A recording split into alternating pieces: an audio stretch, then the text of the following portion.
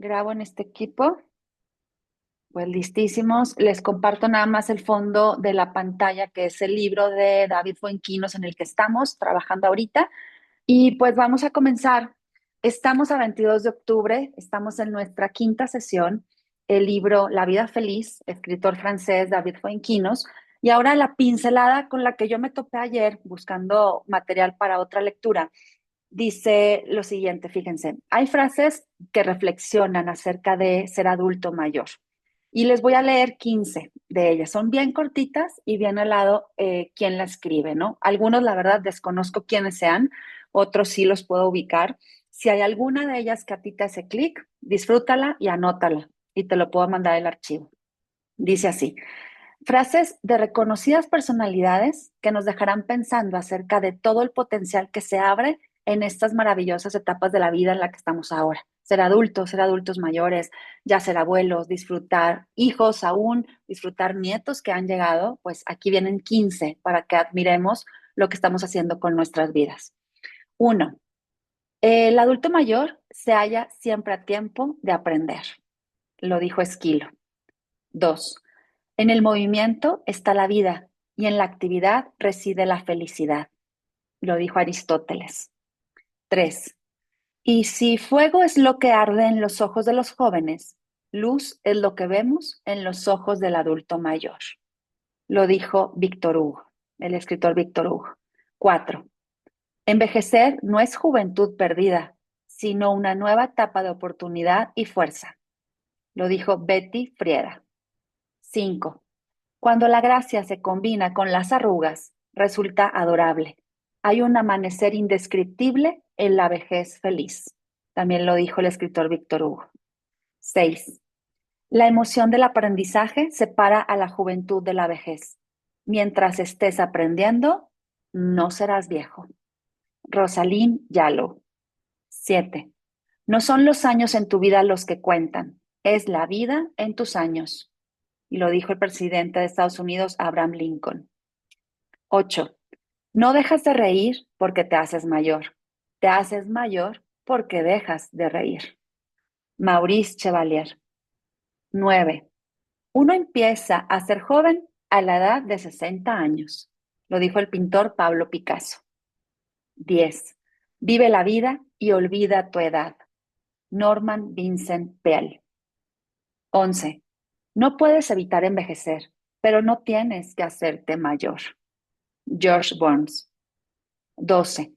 Cualquiera que deja de aprender ya es un viejo, ya tenga 20 años u 80.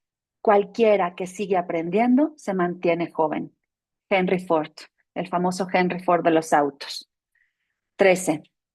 Al envejecer, la salud y la longevidad dependen en un 25% de aspectos físicos y en un 75% de aspectos conductuales. Fernández Ballesteros. Número 14. Aquí está hermosa, me encanta la 14. Las arrugas deberían indicar simplemente dónde han estado las sonrisas, lo dijo el escritor Mark Twain. 15. La juventud es un regalo de la naturaleza, pero la edad es una obra de arte. Stanislaw Jerzy Lec. Así que de estas 15 yo rescato muchísimo. Están más que divinas para obviamente reflexionar y todo nos lleva en las pequeñas frases o columnas que les he leído del Libro de la Alegría o ya sea de Irene Vallejo, siempre nos lleva como a un resumen. Vive, no te arrepientas, los errores son parte del camino, es la enseñanza, las arrugas es la sonrisa, las carcajadas que te has dado con toda la persona que te rodea. Entonces, pues ya no es un número, es una edad, no, no pasa nada, es un sentimiento, es cómo lo vives. Vive la vida y olvida tu edad. Así que bueno, con esto comenzamos y nos vamos directo a aquella trama en la que estábamos un poco como angustiados, porque aquel Eric, el empleado Ali, muy... Mande, disculpa la interrupción. Ojalá que nos dígame. las pudieras compartir esas frases. Claro que sí, sí, sí, sí, lo tengo en un archivo Word, se los envío para anexárselos, lo abren y lo seguimos leyendo. Desconozco la verdad como 6, 7 personas que hayan escrito estas frases, pero es cuestión de volver a poner en Google el nombre para poder descubrir un poco más. Sí sé de los escritores, de los pintores, del presidente, pero sí hubo como 6, 7 que no sé, pero ahora sí que nos las podemos adjudicar, no pasa nada. Yo se las envío al terminar, con todo gusto.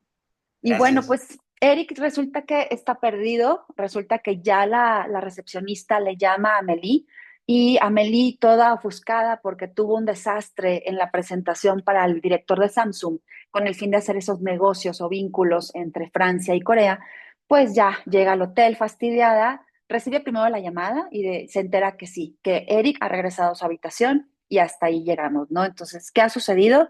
Pues vamos a ver. Resulta que Amelie ya está ahora sí en un taxi de regreso. Siempre ella en el camino estuvo rumiando toda su rabia contra Eric. Había intentado localizarlo, pero él no le cogió nunca el teléfono, las llamadas. De nuevo, aquel silencio la sacaba de quicio por no contestarle. Amelie estaba enfadadísima consigo misma por haber pasado esa noche anterior cenando con él, incluso haber sentido que disfrutaba de su compañía, y estaba atrapada y muy agresiva. Se le ocurrió también pensar fugazmente que podía haber sucedido realmente algo grave y que él tendría alguna excusa, pero enseguida lo descartó. Nada podía justificar aquel silencio, aquella ausencia. Habría que avisar, dar explicaciones, haberse puesto en contacto con ella. Nadie sabía mejor que Eric lo que estaba en juego en esa reunión con Samsung. Por un momento pensó que había actuado con un ánimo de venganza. Quizá Eric lo que estaba sintiendo era un odio desde hacía meses y había esperado el momento oportuno para perjudicarla al máximo. Y qué mejor momento en esa junta. Si él faltaba, pues se le caía toda la presentación a Amelie. Pensándolo bien, se había comportado de forma extraña al final de aquella velada, cuando evitó subirse al elevador con ella y llegar juntos a la habitación.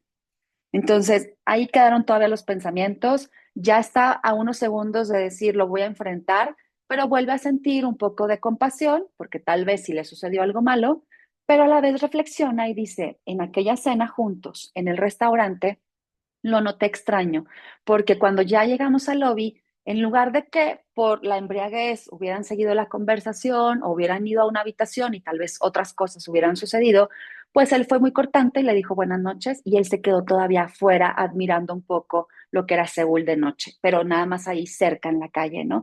Entonces se vuelve como a sentir traicionada porque el peso de esa reunión era vital. Pues bueno, nada más llegar al hotel, se precipitó hacia la habitación de Eric. La limpiadora seguía allí en ese pasillo, como si viviera en aquella planta. Le dedicó un gesto tímido que tal vez pretendía decir, quédese tranquila, su amigo está adentro. Amélie llamó a la puerta. Oyó un ruido difícil de identificar, quizá pasos, sí, pasos, y Eric abrió la puerta. Se le veía increíblemente cansado, como un hombre que regresa de un periplo de varios años. Esta aparición rayó en lo lúgubre y la desconcertó. En un primer momento se quedó boquiabierta, escudriñando la habitación en busca de indicios que la ayudaran a comprender. Por fin le preguntó a Eric, ¿qué ha pasado? ¿Dónde estabas? En aquel preciso instante, y solo en ese instante, Eric pareció cobrar conciencia de la situación. Lo siento. ¿Que lo sientes? ¿Cómo te ha ido? ¿Me estás preguntando cómo me ha ido? ¿En serio? ¿Te estás riendo de mí? He quedado como una gilipollas. Así ha ido. ¿Y tú me puedes explicar dónde te has metido, Eric? Te he llamado 1000 veces. ¿Cómo has podido hacerme esto? Amelie explotaba, liberando todo lo que llevaba varias horas reprimiendo. Eric repitió una vez más que lo sentía, que no había podido hacer otra cosa. Ella logró dominarse, de nada servía ya estar enfadada. Solo quería comprender, escuchar una explicación y le insistió. No puedes decirme que lo sientes y ya está, Eric. ¿Dónde estabas? ¿Qué ha pasado? Dame una excusa válida. ¿Te has desmayado otra vez y no me lo quieres contar? Dime algo. Eric trató de explicar lo que acababa de vivir, pero no lo consiguió. Como suele ocurrir cuando se producen ciertos traumas, él necesitaría una larga digestión para estar en condiciones de verbalizar sus emociones. Solo estaban a su alcance las disculpas que repetía como un conjuro estéril. ¿Te das cuenta de que has cometido una negligencia profesional, Eric? Sí, Amelie. ¿Y con las demás citas que tenemos previstas, qué pretendes hacer? Lo siento mucho, Amelie, no puedo seguir. Eric, ¿no me puedes soltar eso? Como si tal cosa, en medio de un viaje de trabajo. Dime qué es lo que ocurre, vamos a hablarlo. Saltaba a la vista que algo no iba bien. Amélie trató de rebajar el tono, a pesar de lo mucho que la desconcertaba esa actitud tan poco racional. Amélie regresó a su terreno predilecto, el pragmatismo. Le dijo a Eric que le daría unas horas para que recapacitara y le contara lo sucedido. Insistió en que no podía abandonar su puesto así en plena misión. Él volvió a replicar que le resultaba imposible continuar. La misma frase pronunciada con una parsimonia casi inquietante. Una entonación sin el menor atisbo de aspereza. Amélie comprendió que no podía hacer nada más. Se quedó abatida ante aquel hombre al que no reconocía. Pensó en todas las citas pendientes. ¿Cómo iba a lograrlo? No podía cancelar el viaje, tenía que cumplirlo a toda costa. Entonces pensó que pediría resúmenes al equipo de París y se privaría de dormir si era necesario. Eric estaba ya lejos de sus pensamientos. Lo importante era su propia supervivencia inmediata y la de su cometido ahí en Seúl. No podía cargar con la responsabilidad de las divagaciones psicológicas de su colega Eric. Lo único que dijo con frialdad fue que llamaría a la oficina de París para solicitar que lo repatriaran. Era preciso que subiera al primer vuelo del día siguiente. No quería volver a verlo ni saber nada de él. Salió de la habitación sin tan siquiera dedicarle una última mirada. Entonces, algo sucede, trae como esas divagaciones extrañas y ella no se va a conflictuar ni va a pensar, bueno, ya le tengo que resolver la vida a Eric. No, no me quiere decir. Le estoy dando un pequeño plazo para que tenga una oportunidad de explicarse, aunque las cosas ya saben, él no va a continuar y la está dejando con todo tirado ahí en Seúl. Amélie entonces decide reorganizar su agenda con la ayuda de su equipo en París. Primero puso el pretexto de un catarro para excusar la presencia de un cóctel en la que lo esperaban esa noche. En contra de su costumbre, llamó a su marido unos pocos minutos con un diálogo sencillo para preguntar por sus hijas. Al colgar, su esposo Laurent le dijo, algo no va bien, ¿verdad? Amélie simplemente se despidió y colgó. Durante toda la noche, enfrascada en sus fichas, mantuvo la esperanza. Sin admitirlo realmente, quería recibir noticias de Eric pensando que él cambiaría de opinión. Pero al contrario, el asistente de Amélie le confirmó que ya eso ya no sucedería, porque ya le habían conseguido un ticket para que volara de regreso a París. La cosa no podía terminar así, imposible. Así que decidió acercarse a hablar con él de nuevo, pero ante la puerta de esa habitación prefirió parar. A la mañana siguiente despertó más combativa que nunca. De ninguna manera iba a revivir lo que ya había pasado en Samsung. Miró su celular, leyó muchos mensajes, pidió que le subieran el desayuno a la habitación, apenas siquiera lo tocó. Se preparó, ensayó algunas frases que utilizaría en las reuniones. Cuando cruzaba el lobby para subirse al taxi, la joven recepcionista le hizo una seña. Amelie se acercó al lobby y la chica le hizo entrega de un sobrecito con su nombre Amelie en él. Reconoció de inmediato la letra de Eric. Su primer impulso fue tirarlo sin abrirlo o romperlo, pero sí lo tomó y sentada en el asiento trasero ya del coche, lo abrió y descubrió esta sencilla frase: volveremos a vernos. Entonces, aquí termina la primera parte del libro. Amelia ahora se sorprende porque la que lee la frase es ella y hace alusión a aquella frase del anuario, volveremos a vernos. Entonces, cerramos sin entender qué onda, qué trae Eric, qué lo motivó a pues ser cero profesional con este pues compromiso de trabajo que tenía en Seúl. Pero vamos en esta segunda parte que ya estamos a punto de comenzar, como buena novela, a entender, tenemos la mirada y el conflicto donde Eric se ausenta, pero en esta segunda parte el escritor David Fuenquinos nos presenta la mirada de Eric. ¿Por qué faltó? Vamos a externar, vamos a conocer en qué momento da un giro la vida, porque así sucede, la vida está hecha de giros inesperados y el famoso si hubiera. Si me hubiera presentado en Samsung o si simplemente previo a la junta Eric hace otra cosa y la vida se modifica por completo. Entonces, la segunda parte de este libro, La vida feliz, la comenzamos ahorita y dice así. Eric había madrugado. Ese era el día de la junta importante, la segunda oportunidad de junta con Samsung. El desmayo de la víspera ya era pasado. Se sentía en plena forma, preparado para batallar un poquito con ese equipo del director de Samsung. Descorrió las cortinas para contemplar largo rato Seúl, una ciudad que parecía no dormir nunca, una urbe que parecía siempre en plena huida, como si tuviera algo que reprocharse esa ciudad. Eric se dejó maravillar por aquel espectáculo a través de su ventana, desapacible y lluvioso, que contenía una poesía de lo gris. Y dice, un poco más tarde, esa misma mañana, con tiempo suficiente para la reunión, porque habían quedado, si recuerdan, habían quedado de verse a la 1 de la tarde en el lobby para ensayar un poco más la junta. Dice que Eric llamó al servicio de habitaciones para pedir un desayuno que llegó rapidísimo. Se bebió el café sentado con las piernas cruzadas en la cama, comió lo que le habían servido, asustado aún por la posibilidad de un retorno del picante en esas comidas asiáticas. Al salir de la ducha, consultó su reloj. Faltaba poco para que dieran las 10 de la mañana, así que disponía de algo de tiempo antes de verse con Amelie. Quiso enviarle un mensaje a ella, pero cambió de idea. Si estuviera despierta, seguro ya le hubiera escrito ella a él. Entonces decidió aprovechar para dar una vuelta. En el lobby pidió que le prestaran un paraguas porque ya venía una gran tormenta. Al cabo de unos 100 metros, con los pies ya mojados, se cubrió en un acceso del metro. A su alrededor, los transeúntes imperturbables avanzaban a un ritmo desenfrenado. Él era el único ser humano inmóvil a la vista, detenido, congelado por esa lluvia que caía y refugiado en un techo del metro.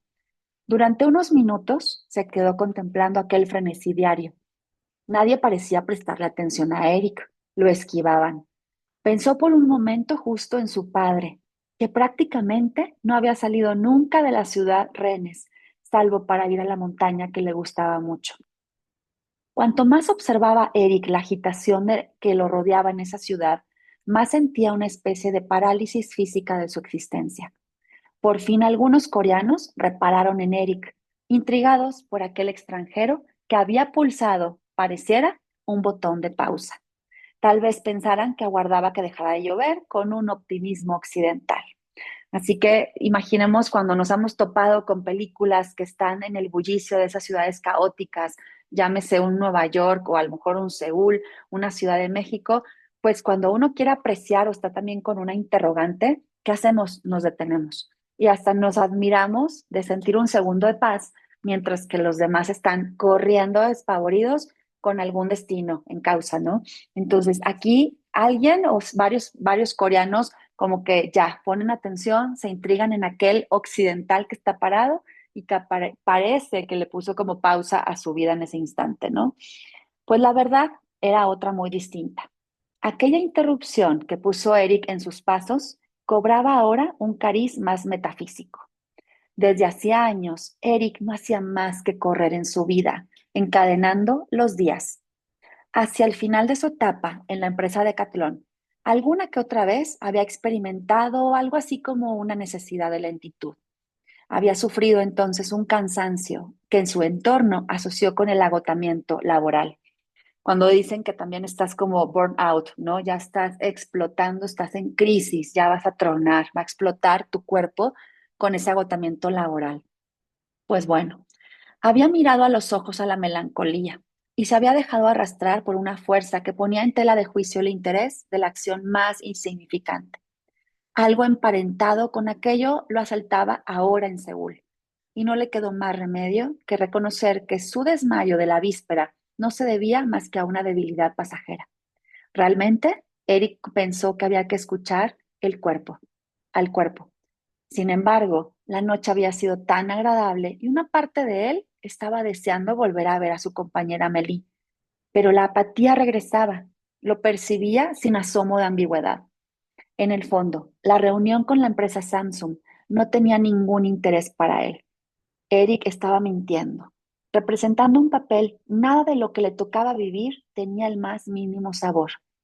En el corazón de la muchedumbre seulesa, reconoció por fin lo esencial. Se sentía desfasado con respecto al resto del mundo y no veía ya ninguna motivación para enlazar los días. Sencillamente, Había dejado de encontrarle sentido a lo que se le antojaba como una comedia extenuante. Entonces vemos palabras como lentitud, indisposición, el desmayo, ya no tiene el más mínimo sabor, cualquier actividad que la haga, una necesidad de sentirse ya como agotamiento laboral, frenar, poner un alto. Entonces, este pequeño párrafo que les leí, siento que deja otra vez entrever el tema de cómo nos sentimos en ocasiones cuando ya no hay un sentido, cuando ya nada nos parece asombrarnos en la vida. Continuamos aquí y dice, Eric era capaz de repasar mentalmente la historia de su mañana, el despertar del alba, la contemplación de las ciudades de su habitación, la llamada a pasear sin rumbo, hasta el momento en que se detuvo bajo ese techo en el metro. Todos aquellos instantes que habían provocado que se detuviera precisamente allí. Miles de caminos habrían sido posibles, pero fue allí donde lo guió el azar, hasta aquel lugar que cambiaría su vida. Al otro lado de la calle, a pesar de esa visión difuminada por la lluvia, Eric distinguió de pronto un letrero de neón en color rojo que decía Happy Life. Pensó que sería un centro de masajes o un salón de estética tal vez. Movido por una curiosidad repentina, interrumpió su estatismo para dirigirse hacia aquel local con el enigmático nombre La Vida Feliz. Se encontró en una sala silenciosa y delicadamente iluminada por decenas de velas. Pasar de la calle a aquella estancia era un cambio casi brutal, entre un caos de la calle a una mansedumbre en el local. Una mujer vestida de negro, de pies a cabeza, se acercó para preguntarle primero en coreano y después en inglés si tenía cita. Eric explicó que no tenía ni la más remota idea de lo que hacía allí, que sencillamente le habían atraído los neones rojos del anuncio y el texto Happy Life. La recepcionista anunció que por desgracia no tenía tiempo para charlar en aquel momento. Le ofreció un folleto en inglés y señaló un sillón donde podía sentarse a leerlo. Como no tenía nada más urgente que hacer, Eric se sentó. La complació aquella manera de dejarse guiar. Era uno de los ingredientes de la melancolía, la obediencia dócil a las órdenes de la vida. Entonces, aquí yo me detengo porque cuando yo avanzaba en el libro decía, bueno, ¿cuántas veces no nos hemos sentido llamados hacia seguir nuestro instinto, ¿no? El sexto sentido, oye, déjame hacer esto, creo que si yo tomo esta decisión voy a lograr tal cosa, pero hay algo que dentro de mí o de mi cuerpo, de mis entrañas, me dice, ni te atrevas a dar ese paso. Entonces aquí el paso crucial fue, a pesar de la lluvia inmensa, él refugiado en un techito, ve enfrente de esa calle un anuncio que dice Happy Life y algo le dice, ve a él. Entra al local y pues la dependienta le dice, tiene cita, él no sabe ni de qué le están hablando y le entregan un folleto.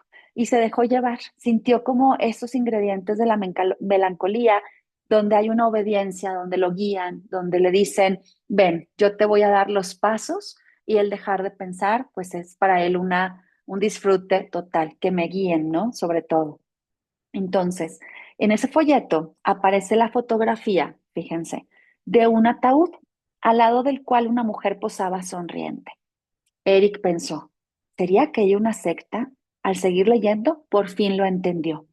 Cuando se había estado informando sobre todas las negociaciones con la empresa de Samsung en Corea y las costumbres coreanas, Eric leyó uno de los artículos que hablaba de una de las ceremonias que tenían la finalidad de devolver la alegría de vivir. Así es, Happy Life.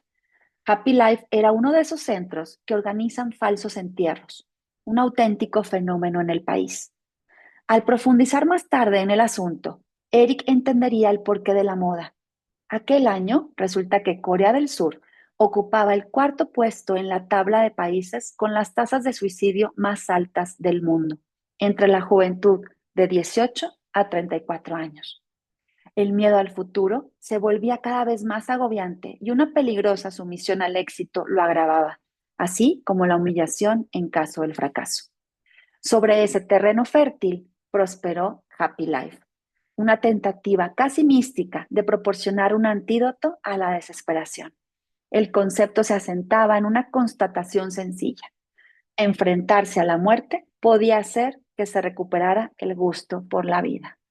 ¿Qué tal? Me quedé, yo desconocía esas prácticas, sí había escuchado, como les decía al inicio, y salen de repente en las noticias que el tema oriental, donde el nivel de exigencia es muy, muy fuerte a nivel estudiantil, las pocas plazas que hay para las universidades, los puestos importantes son ocupados pues por hombres más que por mujeres, pues hay una presión por tener tú ese lugar, ¿no? Y para eso hay que estudiar mucho, hay mucho agobiante, hay mucha espera, no se abusa del alcohol ni de las drogas, al contrario, la gente en Corea está, bueno, abocada a estudiar, estudiar y estudiar y que las horas rindan. Entonces aquí me da como la novela ese grado de confirmar un poco que es un dato, aunque parezca ficcionado, sí es real, ¿no? Está dentro de los países con más tasa de suicidio entre jóvenes de 18 a 34 años. Así que ahí hay un nicho, una oportunidad de demostrar si tú te sientes ya muerto, un disparador para decir, recupera tu vida. Siéntete que si ya no estuvieras aquí, ¿qué estarías dispuesto a cambiar para que disfrutaras tu vida nuevamente? Entonces, a eso se dedicaba el local a donde acababa de entrar Eric. Entonces, Eric estaba totalmente inmerso en la lectura de ese folleto cuando la recepcionista irrumpió de nuevo. Por lo general, señor, organizamos ceremonias colectivas y preparamos el ritual con antelación, pero hemos desarrollado también un plan express, sin cita previa. Dura más o menos una hora. ¿Le interesa? Y le hacen esa oferta a Eric. Entonces, creo que por aquí viene la causa de por qué él está ahora como pensando en, le puedo dedicar parte de esta mañana, eran las 10 de la mañana, me voy a ver con Amelia hasta la 1, claro que puedo sentir o vibrar o tratar de experimentar qué es esto de Happy Life. Fíjense aquí, como ya está él pensando en un folleto, en, oye, ¿acepto este ritual expreso o no? Ahora nos lleva un poquito al pasado de Eric y dice, el último entierro al que Eric había asistido fue al de su padre. Recordaba aquellos minutos trágicos con una precisión asombrosa y podía volver a ver la masa impresionante de asistentes. Su padre acababa de cumplir 50 años, una edad a la que la muerte tiene un regusto de injusticia total. Sus colegas estaban apiñados unos contra otros, a un tiempo valientes y también frágiles. Su madre se había colocado al otro lado del ataúd, lejos de Eric, lo que empeoraba su dolor. La madre, de nombre Dominique, era incapaz de vencer un sentimiento ruin. Le guardaba mucho rencor a su hijo. Por supuesto, sabía que el drama había que achacárselo a la perversidad del destino, pero nada servía. Era superior a las fuerzas de Dominique. Para ella, Eric sería el responsable siempre de la tragedia. Hacía falta un culpable para todo lo insoportable del dolor. Con la cara inundada de lágrimas, Eric perdía a su madre y a su madre al mismo tiempo. Así que aquí viene ese párrafo, ya estamos ante un poquito más de datos, porque al encuentro de la novela al inicio, pues se siente que hay una cierta rivalidad, no la están pasando bien Eric y su mamá Dominique cuando están pasando aquella noche buena y la Navidad, de tanto así que Eric decide salirse de su casa, porque sabe que ahí hay un rencor y que la mamá todavía no olvida aquello que ocurrió con el padre. Entonces, de no vivir entierros más que el más importante de su vida, y sin tener el apoyo de su mamá, porque ella se siente obviamente todavía pues muy ofuscada y con el sentimiento de que Eric es el culpable, pues está en el ataúd, en el lado opuesto, y Eric en el otro. Por instinto, se refugió en lo que sabía del pasado. Sabe que sus padres se conocieron en un ayuntamiento de Rennes. El padre de Eric se llamaba Pavel. Trabajaba, de hecho, como un albañil, que le llaman aquí en la historia albañil, pero es como un ayudante de construcción, en la renovación del edificio en el que Dominique justo salía para presentar una solicitud de transporte. Ese fue el momento en que se conocieron el papá de Eric y la mamá, cosas del destino. Dominique por tramitar pasaporte y el papá Pavel por estar ahí, están topándose. Entonces hay una sensación de mucho calor, pero fíjense que un detalle muy chiquito que me voy a brincar es que Dominique, cuando sale de ese trámite de pasaporte, observa a Pavel trabajando, pero lo nota que se ve agripado. Entonces tiene un gesto muy sencillo Dominique va y compra unos Kleenex, se los entrega a Pavel y de ahí surge como la amistad. ¿De dónde eres? No, pues yo soy de Varsovia. Ah, bueno, Dominique, yo soy de aquí de Corea, perdón, de Francia, etcétera. Entonces se empiezan a conocer y ahí empieza la amistad y después el matrimonio. Entonces, vamos a ver qué sigue con el tema de Eric. Después de aquel último interludio celeste, hubo que regresar a Rennes. A principios de septiembre, antes de empezar su segundo año de empresarial, Eric se apuntó a un torneo de tenis. Entonces aquí ya está. Eric ya nació, le gusta mucho el tenis porque era una afición que su papá Pavel le fue alimentando. Entonces aquí estamos a punto de descubrir el accidente del papá. Resulta que, bueno, él ya está en un curso de empresariales y se apunta a un torneo de tenis. Los finalistas tenían que jugar 2 partidos al día hasta el siguiente domingo.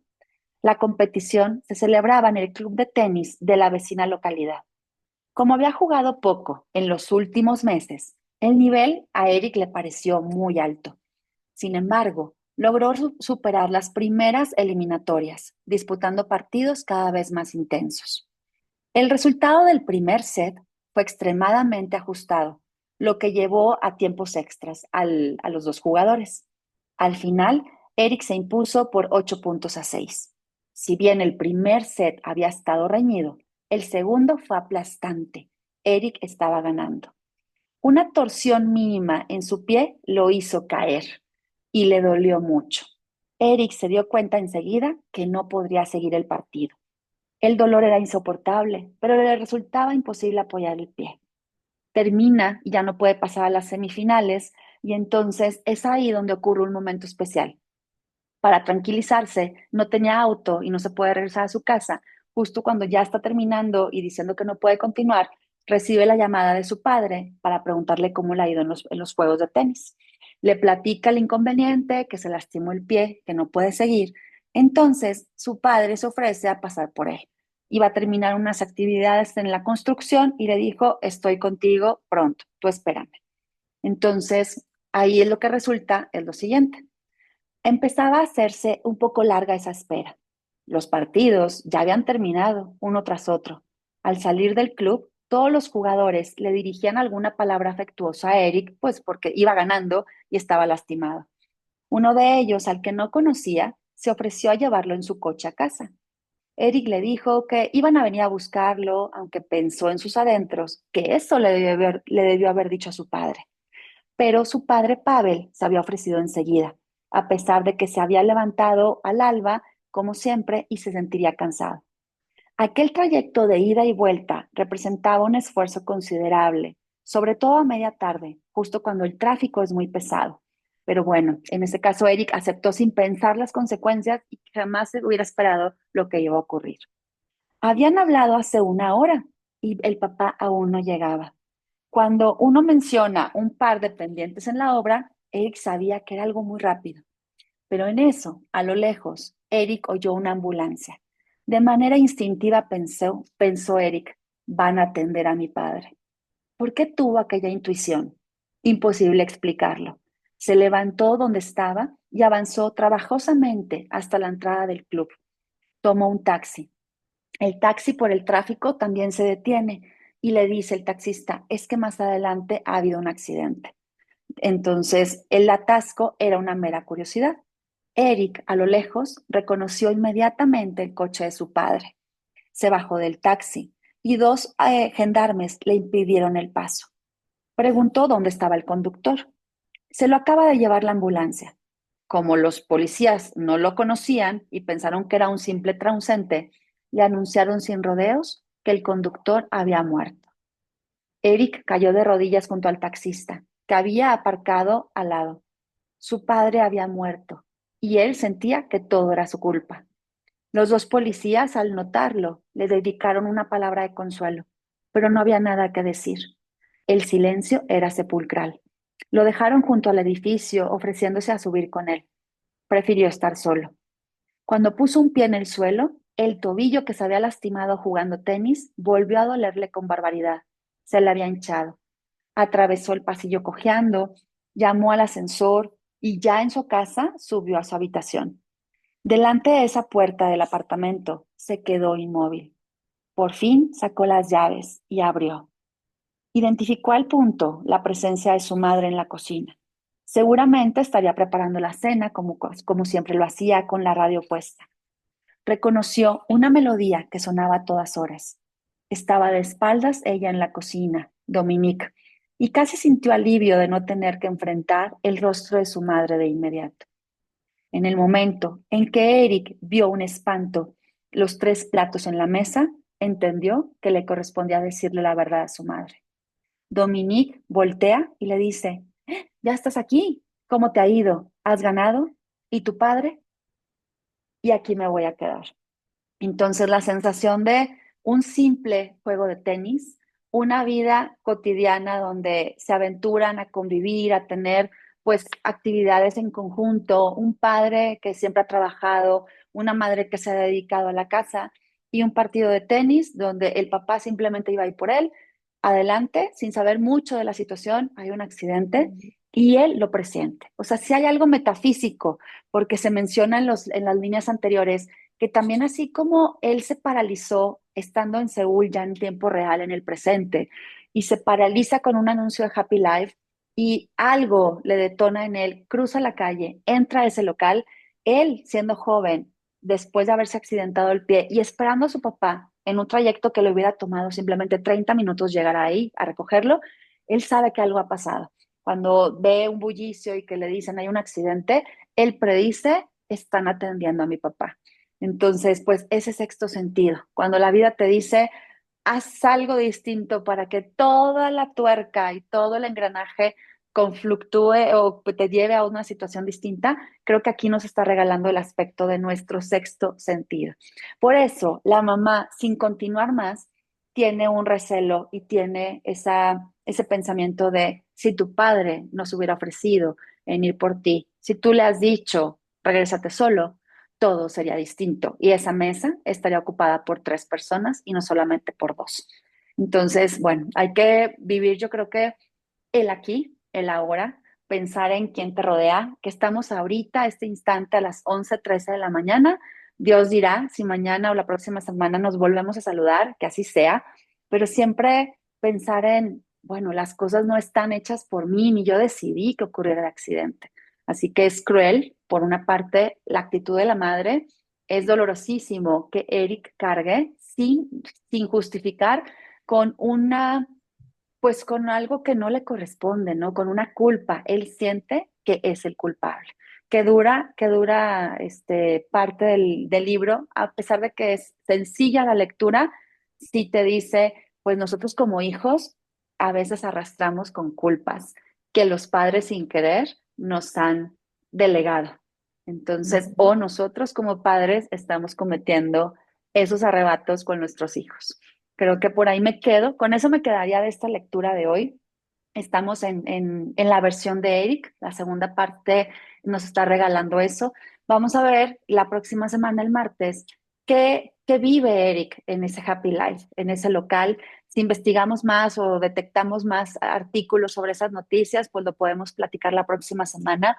Qué tenebroso sería vivir tu propio entierro para que sea lo único que te haga recapacitar que tienes una vida bella por delante. A mí no podría pensar en siquiera sentirlo, ni mucho menos invitar a mis familias o mis familiares para que estén aquí y me lloren tantito. No sé ustedes, creo que esto está muy loco. No, no. Estamos muy occidentados nosotros y ellos muy orientales, pero esto aquí en México a mí no me ha tocado, no me ha tocado escuchar que ocurran esas novedades y esos tipos de negocio. Espero que no lleguen, que mejor lo podamos vivir o recapacitar de otra manera, ¿no? Con una buena terapia, a lo mejor un buen libro y no metiéndote a un ataúd, porque eso es lo que supongo que va a suceder. ¿Qué opinan? ¿Les gustó? ¿Vamos bien? ¿La vida Sí, feliz? oye, sí, sigue interesante todo esto. David Fuenquinos está pues echando mucha tela para que nosotros podamos pensar un poquito en estos días, ¿no? Los días que tenemos, cómo los queremos vivir. Aquí en Seúl, Eric está viviendo esto. Yo les mando las frases. Muchísimas gracias por estar hoy. Si quieren comentar algo, bienvenidísimo el comentario. Y aquí estas 15 frases ¿Alguien recuerda alguna? ¿Le hizo clic alguna? Aunque no la tengamos que decir tal cual, pero ¿qué vino a ti cuando te leí las 15 frases? ¿Les vino algo a la mente? ¿Les gustó alguna? Yo ya les dije, a mí me encantó la de las arrugas. Las arrugas deberían indicar simplemente dónde han estado las sonrisas, Ujú, ¿verdad? Esa es muy buena. Y esta yo creo que es muy común, la de Abraham Lincoln. No son los años en tu vida los que cuentan, es la ujú, vida en tus años, ¿verdad? Siempre yo pongo mucho de referencia, lo hago malamente, pero si hablo de familiares más grandes que yo o padres de amigos, digo, ¿y qué edad tiene? ¿Y qué más da? ¿Qué edad tiene? O sea, si me dicen alguien se siente mal o está enfermándose, ¿qué edad tiene? Como si el número número, ujú. te diera el rango del derecho para sentirse saludable o Ah, poco ajá, saludable. otra vez. Y eso no es cierto, es tan relativo, pero todo depende hoy qué estamos haciendo por nuestro cuerpo, por nuestra mente. Y yo creo que les agradezco de antemano que estemos aquí porque yo siento que tener esta conversación, aunque no lo estemos como tal hablando, es una lectura que entra a tus oídos y que te deja pensando. Te deja pensando para una de dos, seguir comprando obras de David Fuenquinos o enfocarte qué libros te gustaría leer o encontrar curiosidades de otras ciudades, de otros países. Oye, ¿será posible preguntarnos qué haría yo? ¿Me hubiera llamado la atención entrar a ese Happy Life? ¿Me hubiera quedado o al instante me hubiera salido?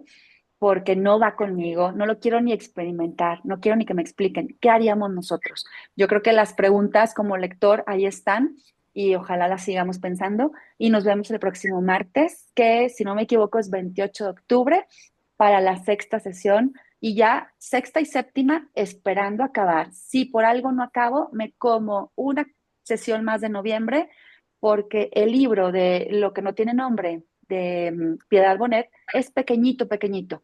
Seguramente lo vamos a terminar en 4 sesiones. Así que es muy poquito lo que nos falta de David Fuenquinos. Y bueno, los dejo en paz. Muchas gracias por estar aquí. Disfruten Gracias, su Ali. miércoles, que tengan muy bonito fin de semana. Y gracias por estar, Maye, Moni, Isabel y Gilberto. Cuídense mucho. Feliz semana a todos. Gracias, Ali. Gracias. A Saludos, ustedes, bye. cuídense mucho. Bye Sí, bye. gracias, bye, bye.